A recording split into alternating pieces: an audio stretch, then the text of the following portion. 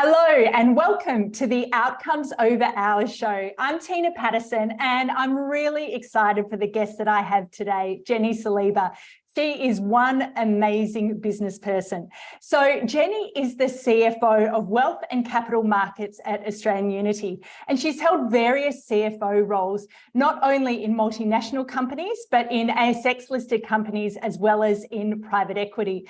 And she has a wealth of experience in areas such as financial services, property, education, as well as in the social infrastructure sector.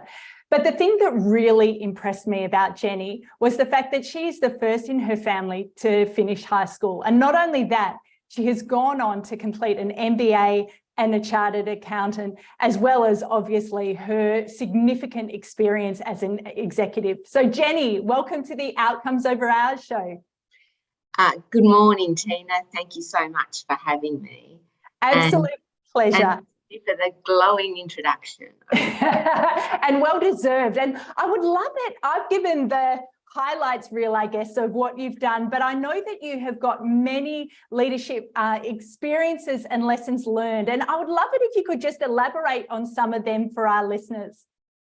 Look, I think having come to Australia as a young migrant and starting school not able to speak English, my mother never having been to school, education was really important, and going to university and being successful in a corporate career was something that was really important to me kind of growing up.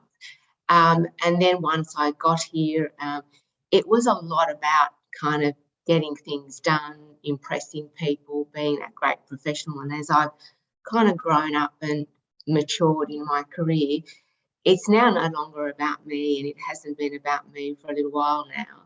It's been about the people that I interact with, about my team, about my role modelling, what a career journey can be like. And so it's a great opportunity to speak to you today.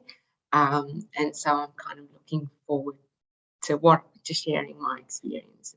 Fantastic. And you mentioned role modelling, and it is something that I think is so important these days. And I think there are so many people in corporate who are looking for different types of role models. And that's one of the things I try and do with the show, to show that we don't all look the same and we don't all lead the same. So I would love for you to share your own leadership style and how it might have changed if you think back to before the pandemic, during the pandemic, and now we're no longer all in the office together, Monday to Friday, 9 to 5.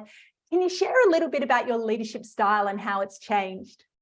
Look, if that time period kind of takes us to just after the GFC, and I led as a CFO organisations through turnarounds that were as a result of the impact of the GFC. Their business models were no longer sustainable, or the customer preferences had changed, and I was leading some pretty challenging turnarounds.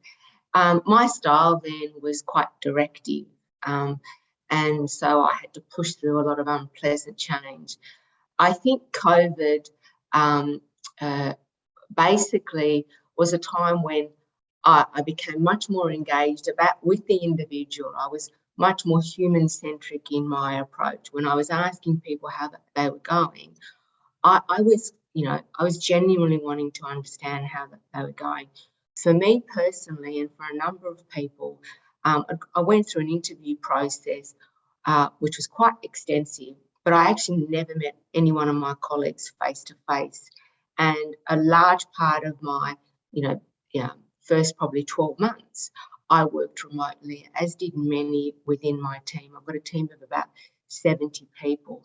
So it was front of mind on how to engage with them, checking that they were okay, really wanting, we came into their homes, and on occasions we would see their children, running around in the background. Having come from a different country, my heritage is Lebanese, a large number of my team have families overseas, and so I was reminded that they would be experiencing some challenges, impacts from COVID that are quite different to kind of, the average Australian in Australia. And so I think it was a real leadership shift for me, and suddenly it was much more personal, human-centric. The outcome was really about making sure the team were okay and trusting that we would kind of get there, whatever it is that we were trying to achieve at the time. So I think I've gone from being quite directive and, hard outcomes focused to very much becoming about, the individual and their journey and ensuring that they're successful and they're looked after. And Australian Unity is a wellbeing company. We're all about making people thrive. So it kind of all resonated. Yeah. I mean, an example, Tina, was that the first time I ran a conversation process, a discovery conversation, where I met with each of my team members, about 70 to 80 team members at the time, asking them, what was working well, what wasn't working well, and if there was one thing that they'd like changed, or that if they were me that they'd want changed, and what would that be? And I collected that information and played that back to them, which was something I had never done. And it truly felt like a role where I was in service. I was in service of them. And so we're still working through a roadmap of initiatives that'll help us kind of set ourselves up for the next kind of chapter. Oh, I love that so much, Jenny. And I have heard that a few times from people that I've interviewed, and I absolutely relate. The leadership style of going from that really directive, have you done this, have you done that, look, kind of working through a to-do list, to being more in service and checking in with the person first. Can you just share, have you seen a difference though from a productivity and an outcomes of one being more successful than the other? Obviously it's wonderful from a person standpoint to connect in, but what about from a business outcome standpoint? Have you seen a difference in productivity from changing your leadership style?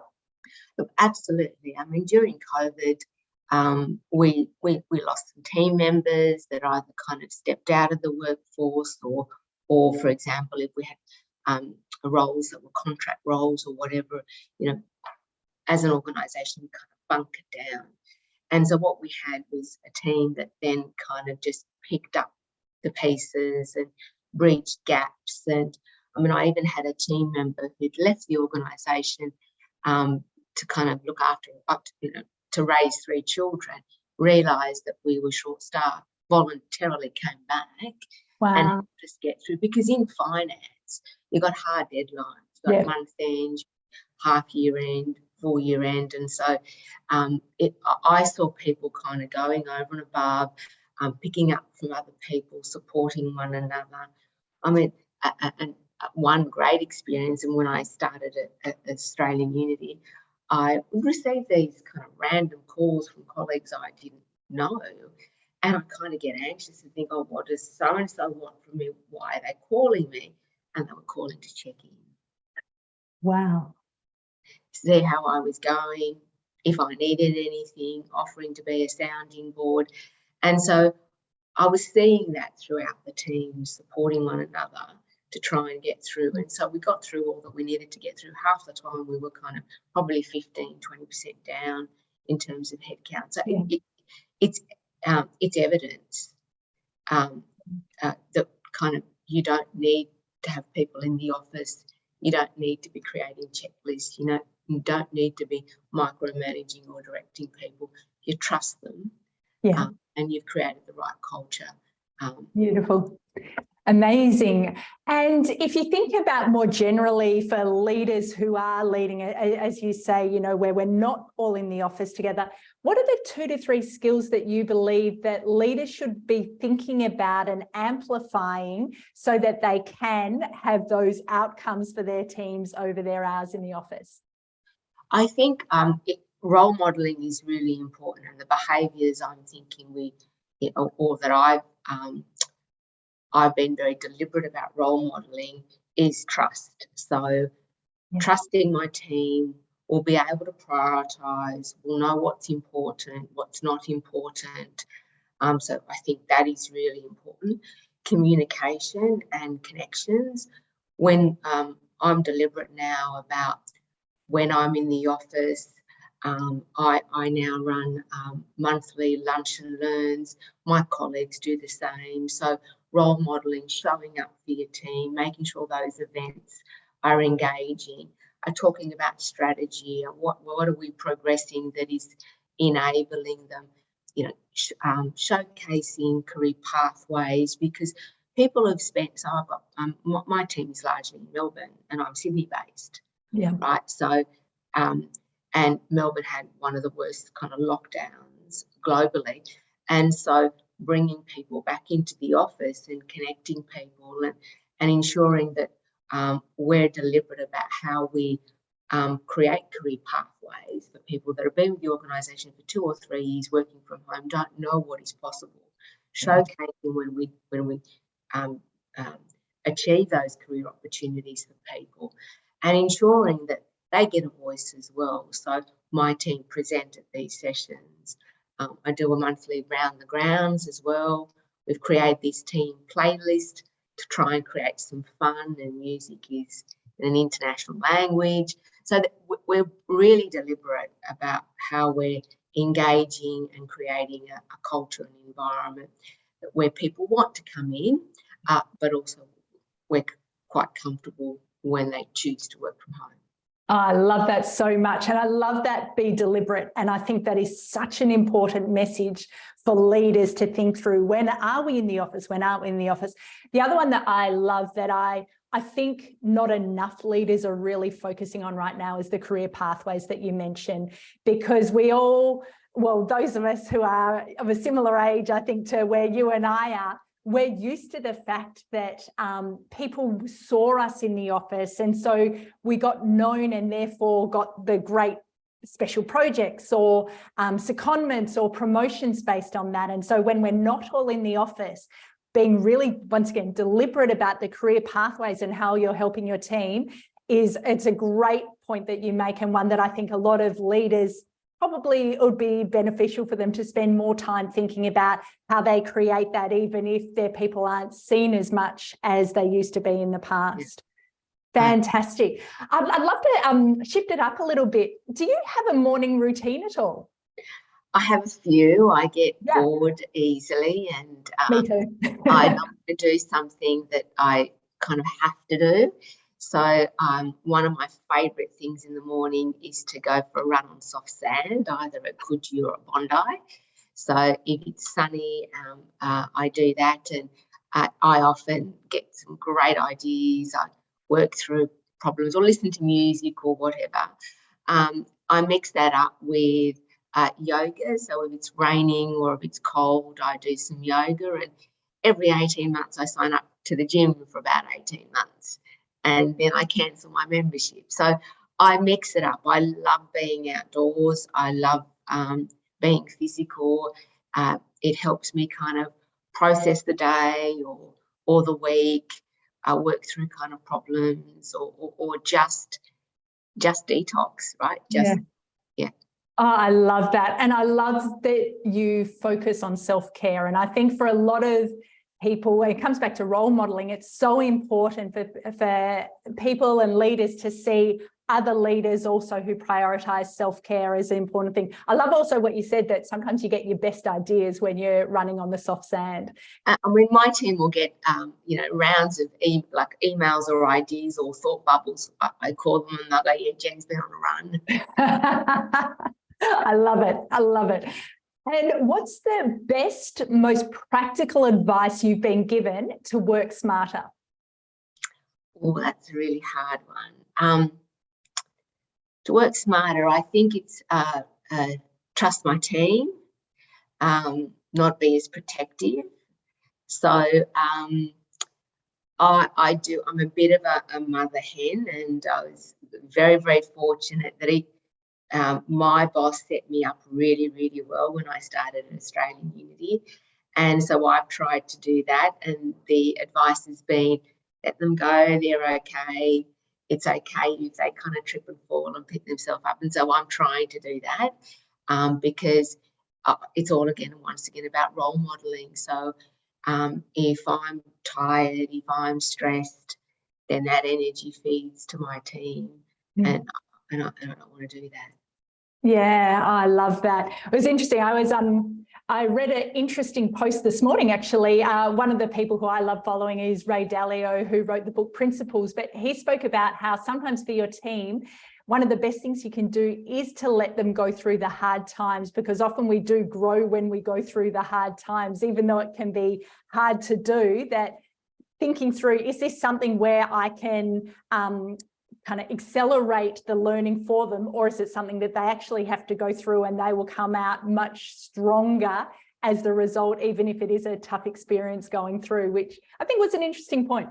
Yeah. Look, the other thing, Tina, is that what I do is every 3 months, generally either on a walk or on a run, I do a reset. And that's what I encourage my team to do, which is, reflect on what am I really proud of that I've done, what are some things I would do differently and some learnings, what do I need to let go of and what do I take into the next 3 months. I love it. Because it kind of, this hybrid working, we're still trying to work out what that really looks like, and habits, can stick, bad habits and good habits. That's a kind of a discipline I do every 3 months. Oh, I love that so much. And I think, as you're right, we're still all learning. No one has got it perfectly figured out. So that test and learn as we go through and reflecting is such an important part. It's a really great point for people to consider. Amazing. Well, I would love to give you some rapid fire questions to finish off. Are you up for that? Yeah, of course. Okay, fantastic. What is the best thing that you've bought for under about $100 over the last few years? So scented sprays and candles. So when you're working from home and the home office becomes a bit stale, spraying the furniture or lighting a candle just is so uplifting and refreshing. That. Yeah. Oh, what a great one. I don't have a scented candle here, but I think I might need to now after that. That's a great one. And what's the book that you've either recommended or gifted the most to other people? So Wendy McCarthy's autobiography. Don't Fence Me In, is it that one? Not the Don't Fence Me In, Don't Be Too Polite Girls. So she's an amazing Australian. She's been a great mentor for me. So I bought 10 and have given them out to friends and family and I love that. Could you give us the title again, please? Don't Be Too Polite Girls. Oh, I love that. She wrote that at 80 and she was doing road shows at 81. I mean, an inspiration, a disruptor. She's an amazing woman. Oh, completely. Well, I read her book, Don't Fence Me In, and I'll share when I was having my son, so going back 15 years ago, and this sounds strange, when I was getting an epidural, I thought of this amazing woman, Wendy McCarthy, because of what she fought for, that women didn't have to rely on their husbands to consent to them in hospital to be able to have certain things. And I thought of her and thought, oh, thank you, Wendy, for doing that. Yeah, so an amazing, inspiring other role model there, absolutely. And what's the most fearless thing you've done over recent years? So in January 2020, just before COVID, I climbed Mount Kilimanjaro. No climbing experience, no training, with a girlfriend. We climbed a mountain over 6 days in one of the worst weather conditions I'd experienced in about 15 years. Wow. And I learned a lot about myself on that journey, some good things and some bad things. So, for example, sometimes I don't think things through. So the fact that I decided to do a climb with no experience and training was pretty crazy. But then the resilience of the mind, and it was just a great experience. I'll do something with that one day. Oh, that is so inspiring. I love it. I love it. And finally, Jenny, what does outcomes over hours mean to you? Outcomes over hours to me means